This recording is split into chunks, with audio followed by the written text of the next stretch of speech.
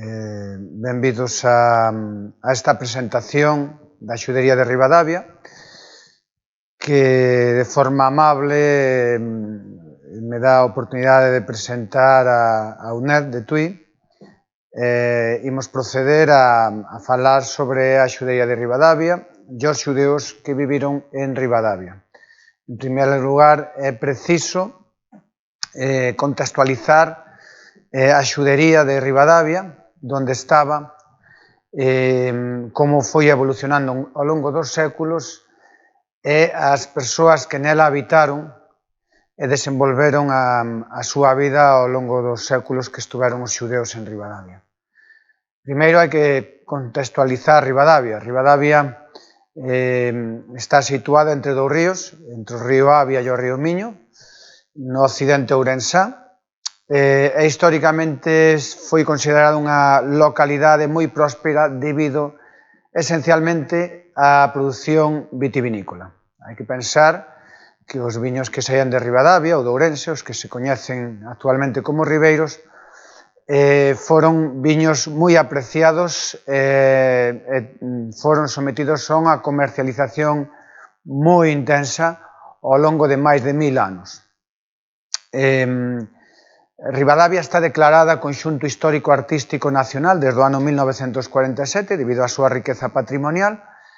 O conxunto histórico de Ribadavia estaba perfectamente amurallado coas súas portas, o seu castelo, e posúe 8 igrexas, edificadas todas entre o século XII e o século XIX. Quedan vestixios dunha serie de igrexas de patrimonio relixioso do século VIII ao XII, como é a necrópole do castelo de Ribadavia, ou o propio Sanxés, xusto á beira das portas de Ribadavia, no Valparaíso, o que nos leva a pensar xa nunha poboación importante a partir do século IX, aínda que a meirande parte da documentación de Ribadavia é a partir do século XII. Tendo en conta isto, podemos facer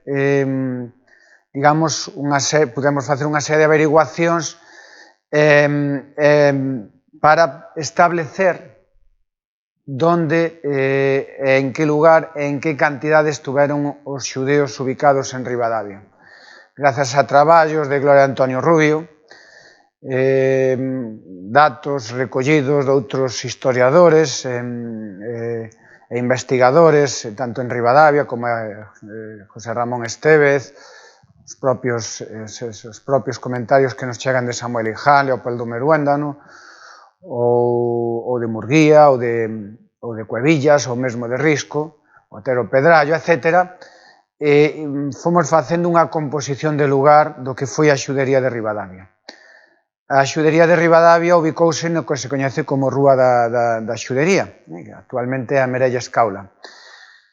E cando chegaron os xudeos a Ribadavia? Bueno, Ribadavia hai que pensar que entre os séculos VI, esencialmente, e o século XII vai estar ubicada no centro da antiga Galicia.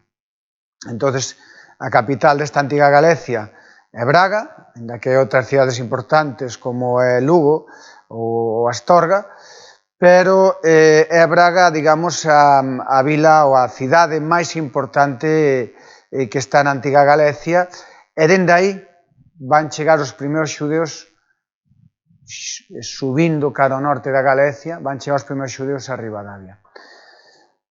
Hai algunhas teorías que nos falan de que Ribadavia foi capital do Reino de Galicia entre o ano 1065 e 1071. Isto son unha serie de teorías que non están perfectamente documentadas nin están científicamente corroboradas, co cal temos que pensar que nesa época Ribadavia probablemente xa existía e que probablemente puderon chegar os primeiros xudeos, pero é a partir do século XII, sobre todo, cando Ribadavia recibe o foro real de Fernando II, en concreto no ano 1164, cando esta vila empeza a desenvolverse tanto económicamente como social e documentalmente empezamos a obter a maior parte de datos acerca da prosperidade da vila e dos seus habitantes.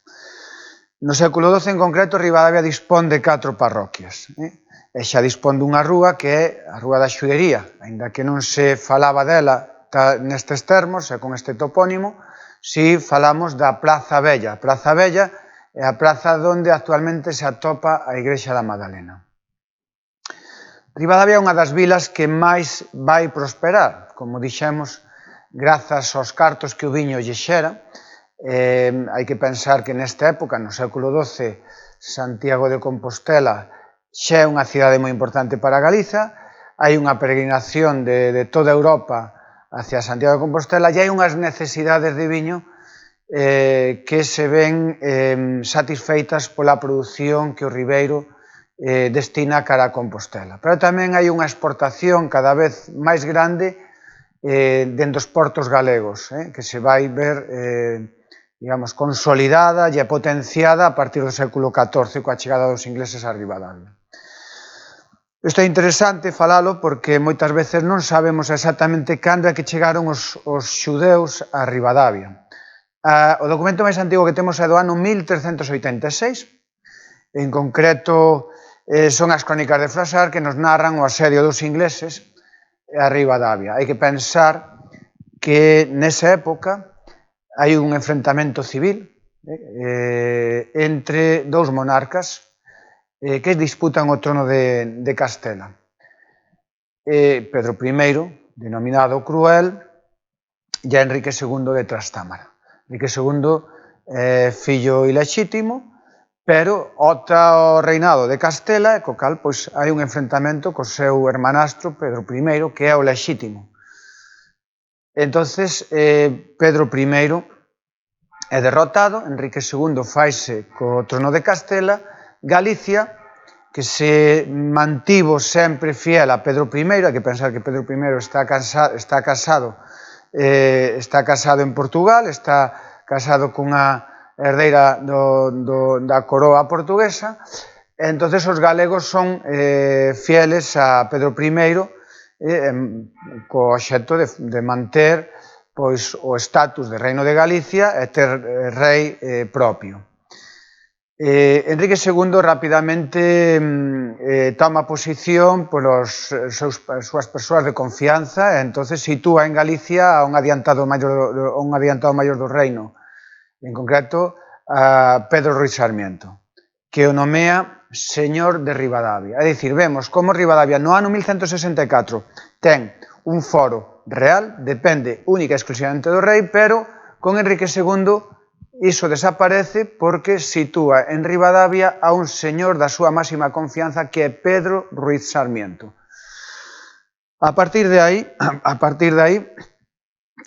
sucedese unha serie de acontecementos políticos que teñen que ver coa Guerra dos 100 anos. Froissart é un cronista medieval francés que vai, digamos, relatar a Guerra dos 100 anos en toda Europa, a loita entre os franceses e os ingleses, e tamén como o duque de Lancaster, que está casado con doña Constanza, filla de Pedro I, ela considerase a lexítima herdeira do trono de Castela, co cal convence o seu home para que acceda a través de Galicia e se faga co trono para restablecela ela como raíña e el como monarca consorte. Entón, así é como chegan os ingleses que entran pola Coruña. No 1386, ao chegar a Ribadavia, prodúcese unha resistencia moi notoria que vai reflexar Froissart nas súas crónicas. Esa resistencia vai se manter durante varios días, durante máis de 2 semanas, e ao final unha parte da muralla colapsa por as accións bélicas dos ingleses e entran en Ribadavia. Entón, Froissart vai nos contar como saquean Ribadavia e vai nos dar 2 datos interesantísimos. Un, a presencia dos xudeus e do ouro e da plata que había nas súas casas, co cal está nos falando, primeiro, dunha cantidad de xudeus que naquele momento considera de 1500, que era exactamente unha barbaridade, pero bueno, estas cifras naquela época, pois, Froissart ni siquiera estivera en Ribadavia, ni entre os ingleses en Ribadavia, pero chegaban estas crónicas a través de relatos de soldados ou de algún persoeiro que estuvo nesa época, neste asedio, que lle contou ao propio Froissart. Entonces, bueno, é unha cifra realmente pois, que non ten nada que ver co que era a realidade que existía en Galicia, onde as xuderías, aínda que existían en diferentes vilas e cidades galegas, non eran tan notorias para acoller a 1.500 persoas. O que sí é interesante é que nos fala do ouro e da plata, porque ao falarnos dos xudeos, ao vencellalos co ouro e a plata, estamos falando de que era unha poboación que tiña unha certa riqueza. Tamén nos fala do viño, falanos de que os ingleses estiveron por a vila 2 días prácticamente borrachos e que non podían cos seus corpos, que tamén nos falará despois en Ourense. Estáse referindo ao viño do Ribeiro, estáse referindo ao viño que se daba nesta comarca, que daquela, como dixen antes, recibía o nome de viño de Ribadavia ou viño de Ourense. A partir de aí, a partir deste dato que nos dá Froissart, ímonos a topar cunha realidade xa descrita de que existían xudeos en Ribadavia. Ahora, habría que saber cantos xudeos viviron na xudería de Ribadavia. Según todos os datos, recollendo digamos, a información que Gloria Antonio Rubio nos aporta nos seus libros e nas súas investigacións acerca da xudería de Ribadavia, o mesmo que no resto das xuderías de Galicia non se estimaba que houbera máis dun 10 ou 15% con respecto á población total. De xudeos falamos. Hai unha serie de datos que nos levan a pensar que en Ribadavia, sobre todo no século XV, que é cando máis documentación se atopa, non existiron, ou digamos, máis de 100 xudeos na vila, e oscilaría, dependendo da época, das décadas, entre 50 e 100 personas, 100 xudeos que vivían en Ribadavia. Estamos vendo que non son unhas comunidades moi grandes as galegas, nin a de Ribadavia, e estas comunidades tiñan un lugar fixo onde se asentaban que se reflexa no topónimo, O topónimo da rúa da xudería de Ribadavia, actual Merelle Escaula, falanos de que esa é a rúa que vai acoller a comunidade ribadaviense. En esa rúa é onde vai estar a sinagoga.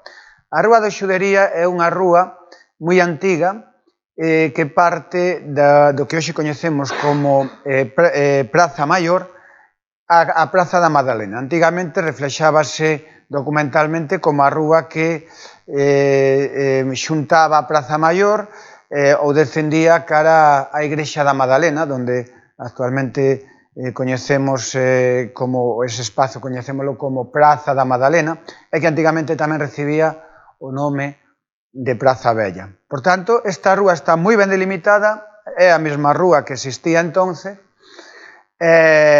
entón, imos ver que pasaba con esta rúa, onde estaban ubicados os xudeos, e onde estaba un dos edificios máis importantes que calquer xudería con certa notoriedade tiña, que era a sinagoga. Hai que ter en conta que os xudeos normalmente en todos os sitios serán confinados aos arrabais ou a certas rúas moi concretas. E aquí en Ribadavia os xudeos van estar nunha rúa moi céntrica.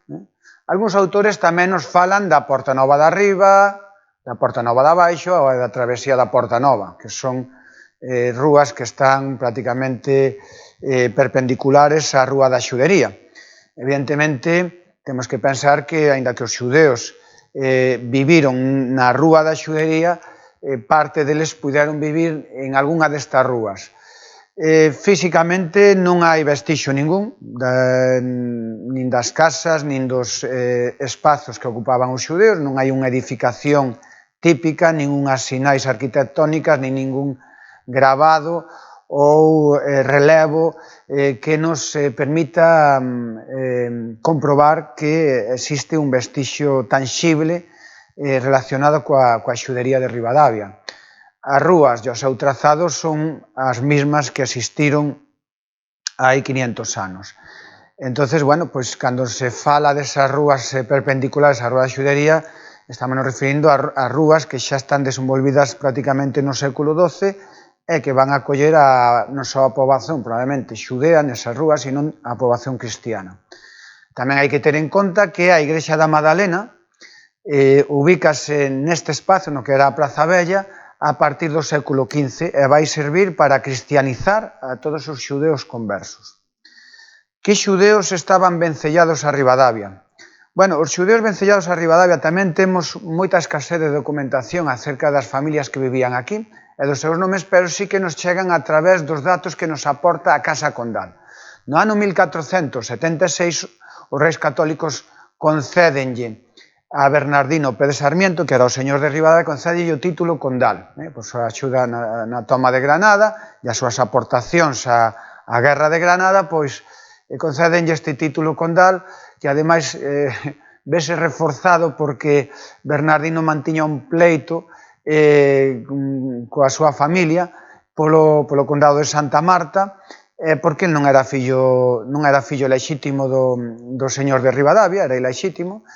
Entonces reparte un pouco as posesións, chega a un entendemento co seu hermanastro e el quedase co señorío de Ribadavia vese reforzado pola doazón que lle fan os reis católicos do condado de Ribadavia e mantéñeno como adiantado maior do Reino de Galicia.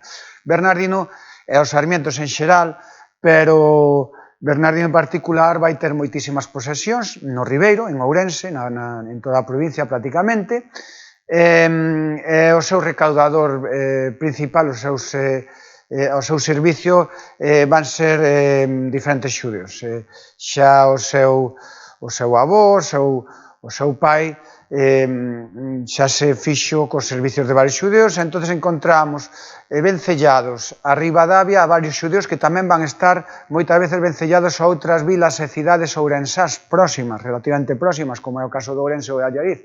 Estamos nos referindo a un veciño de Ourense, pero que tamén non foi de Ribadavia, Abrán de León, este recaudador de impostos, este administrador do condado, vencellado a Casa dos Condes de Ribadavia, primeiro dos señores de Ribadavia, e logo a Judá Pérez ou a Mosé Pérez. Estes son tres nomes que pertencen ás comunidades xudeas tanto de Ribadavia como de Ourense e que van levar a cabo labores de recaudación. Normalmente os sarmientos desde as súas orixes en Galicia e en Ribadavia sempre tiveron ao seu servicio a recaudadores, administradores xudeos e tamén tiveron ao seu servicio a médicos e outros notables xudeos destas comunidades das que falamos, tanto de Ribadavia como de Ourense. Os xudeos en Ribadavia adicáronse ademais a outros oficios, non só a recaudación, sino eran médicos, eran artesáns e tamén eran prestamistas, claro. Si pensamos que en Ribadavia, no século XII e XIII, diferentes monarcas que viñeron a ratificar o foro real ou outros que mesmo viviron temporadas e criáronse en parte en Ribadavia, como o propio Alfonso VIII de Galicia, ou máis coñecido como Alfonso IX de León, o cal pediu moitísimos préstamos en Ribadavia, pois probablemente fosen os xudeos os que se adicaban a este labor. Hai que pensar que na Idade Media a meirande parte dos cristiáns, por non dicir casi todos, agás a nobleza laica e eclesiástica, eran analfabetos, era xente non instruída nas letras ni nas contas, normalmente adicábanse a traballos moi primarios, neste caso, no caso de Ribadavia, vencellados ao campo, no caso concreto a viña. Entón, probablemente foran os xudeos os grandes prestamistas da época. E isto vai se repetir ao longo de varios centos de anos ata a súa expulsión, prácticamente. Ribadavia é unha vila, como dixen antes, moi próspera. Vai seguir medrando, mesmo no século XV e XVI, vai alcanzar cuotas de internacionalización moi grandes. Hoxe en día sería sorprendente ver ata onde chegou a fama de Ribadavia, ata onde chegou a fama do viño do Ribeiro, e a cantidade de viño que se exportaba, non só ás Illas Británicas ou a Flandes ou ao norte de Europa, senón, pois vai ser o primeiro viño que chegue a América, documentalmente corroborado, que Colón levaba na súa nao. Entón, bueno, é un viño moi popular, é un viño que viaxa moi ben, moitas persoas, cando falan do viño, vencellan aos xudeos. Non é exactamente así, porque os grandes provocadores de que toda esta zona se convertira nun gran territorio vitivinícola van ser tanto a nobleza laica como a eclesiástica, prácticamente dende o século IX ata os nosos días. Van ser os grandes señores. Pero os xudeos sí que se benefician desta prosperidade, sí que se benefician deste comercio e supostamente tamén van dispor de viñas. En Ribadavia hai algúns topónimos moi interesantes na documentación que nos falan da cruz dos xudeos na zona da Beronza ou das viñas dos xudeos nesa mesma zona, o que nos leva a pensar de que estes habitantes de Ribadavia, estes xudeos, que dispoñían tamén da súa viña e que elaborarían un viño para eles ou para comercializar. O viño que se elabora, como todo o mundo sabe, os xudeos para os actos religiosos e para as súas celebracións é o viño kasher, ou kosher, como se di internacionalmente, está rexido por unha serie de normas descritas no Talmud. Cando realmente recibe fama Ribadavia notoria de vila xudea? Pois é a raíz da chegada da Inquisición. Os tempos da Inquisición en Ribadavia veñen moi tarde con respecto ao resto da Península Ibérica, porque en Galicia a Inquisición chega no 1522, que se afinca en Compostela. Entón, en Ribadavia tamén se funda unha casa da Inquisición, o documento máis importante que nos vai falar dunha comunidade de xudaizantes ou de criptoxudeos, xudeos conversos, vai ser o proceso do Malsín. O proceso do Malsín vai ser, digamos, o proceso máis exemplarizante que vai existir en Galicia entre finais do século XVI e principios do século XVII. Entre o ano 1606 e o 1609 é cando todo este proceso colle tal relevancia que chega prácticamente aos nosos días, e é que, todo isto xurde no ano 1595, que procesa un abogado, o Xerónimo Bautista de Meno, máis coñecido como o Malsín, o delator, un persoeiro vencellado á comunidade xudea de Ribadavia que vai denunciar os seus propios correxionarios ante a Inquisición. Isto vai desatar toda unha serie de procesos, de arrestos, de bens incautados, un proceso que se vai dilatar ata o ano 1609 e que vai dar lugar a un gran revolvo aquí en Ribadavia. O proceso de Ribadavia é exemplarizante para toda Galicia porque se fai con xudaizantes de Ribadavia, que ademais a Inquisición, como era sabido, tradicionalmente, unha vez condenados os reos, eran despoxados prácticamente das súas riquezas, e mesmo aqueles reos que tendo riqueza podían librarse das condeas ou podían reducilas, pois a Inquisición estaba aberta a esta posibilidade. Iso ímolo ver, por exemplo, con algúns persoeiros da comunidade de xudaizantes de Ribadavia, como é o caso de Felipe Álvarez, que era boticario, e a súa muller, que reducen a súa pena, despois de cumplir unha serie de anos de arresto, reducen a súa pena e poden volver a ser acollidos no seo da Igrexa Católica grazas a unha serie a unha cantidade de cartos, a unha cantidade de bens que lle abonan á Igrexa.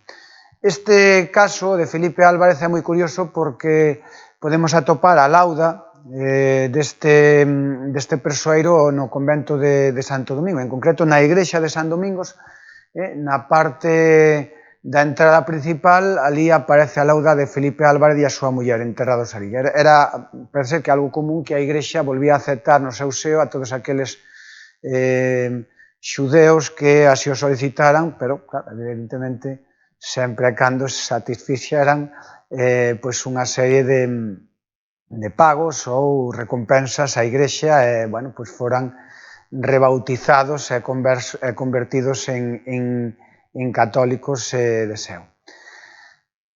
Moitos destes xudaizantes que son condenados, unha vez que se ven liberados das súas condenas, pois algúns marchan, van fora, os propios fillos de Felipe Álvarez, neste caso concreto Felipe Álvarez é unha figura moi interesante porque vemos como dentro da súa familia algúns dos seus fillos, unha vez cumprida a condea, marchan fora, saen fora do país, outros mesmo morren durante o torturo, durante a tortura, mas Felipe Álvarez, pois non sabemos se porque xa é unha persoa maior e non ten demasiado interese en ir alén dos mares, en marchar e deixar todos os seus bens e as súas propiedades, ou porque realmente síntese cómodo aquí e unha vez cumprida a súa condena pois decide quedarse, non?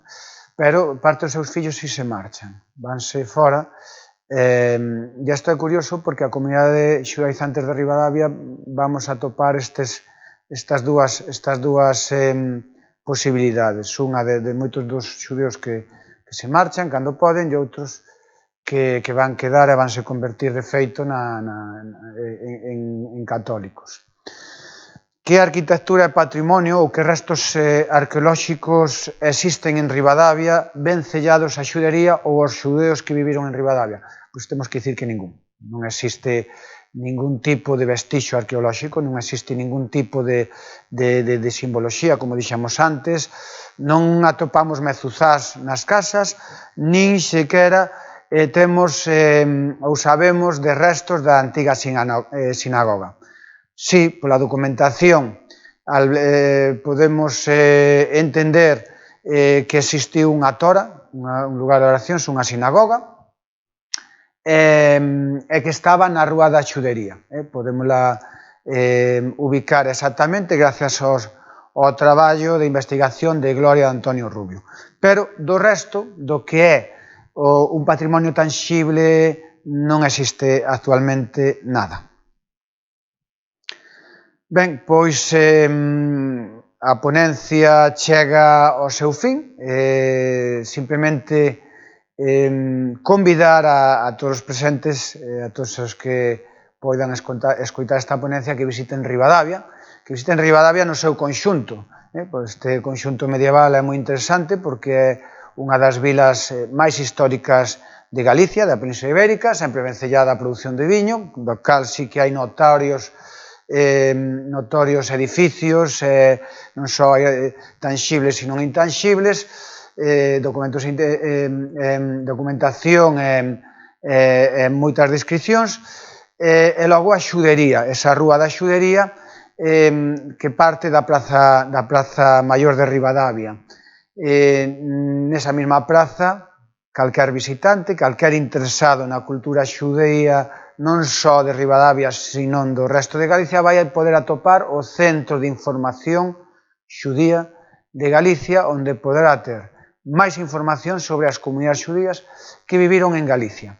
Este centro accédese ao mesmo a través da Oficina de Turismo de Ribadavia, como digo, está vencellado, está ubicado na Praza Maior, no antigo edificio que pertenceu aos condes de Ribadavia. Como vemos, pois, non se acabaron de librar exactamente de todo o que ten que ver cos xudeos, aparte de ter administrados ou recaudadores, hoxe en día o antigo Pazo Condal acolle un pequeno espazo que algúns chaman Museo Sefardí de Galicia, que é o Centro de Información Xudío de Galicia. Aquí poderán ter todo tipo de información e que no futuro pois se irase ampliando e dotando para que calquer interesado no mundo xudaico e vencedor de Galicia poida gozar dela. E, sin máis, moitas gracias por dispensarme esta oportunidade de transmitir a historia xudaica de Ribadavia e nada, ata a próxima.